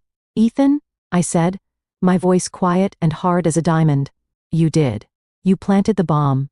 You lit the fuse. You just didn't expect to be the one holding it when it went off. Please, he whispered, slumping in the deputy's grip. I am sorry. Okay, I am sorry. No, I said. You are just caught. Behind me, the doors to the tribunal room opened again. My parents stumbled out. When they saw Ethan being held by the police, my mother let out a low wail and covered her mouth. My father, seeing me standing there, seemed to regain a fraction of his old arrogance. He marched over to me, ignoring the deputies, ignoring the ruin of his son. Bella, he said, his voice low and demanding. We need to talk, privately now. No, I said. I am not asking, he hissed, stepping into my personal space. This has gone too far. We need to manage this. We need to issue a joint statement saying this was a misunderstanding. We need to protect the name. If you help us fix this, I will reinstate you. I will put you back in the will. I will give you the capital to expand your firm. I laughed. It was a genuine, spontaneous sound that startled him. You think I want your money? I asked. Dad, look around you. I just beat the best law firm in the city with a laptop and 2 paralegals. I don't need your capital. And I certainly don't need a name that is about to be plastered all over the crime section of the newspaper. I am your father, he roared, his face flushing purple. You owe me. I owe you nothing, I said. I paid my debts the day I walked out of your house 10 years ago. The invoice is settled. I turned to Marianne. Do you have the papers? I asked. Right here, Marianne said. She reached into her bag and pulled out a thin stack of documents. She handed them to my father. He took them reflexively, looking down at the legal header. Cease and desist, order and petition for permanent restraining order. What is this? He whispered.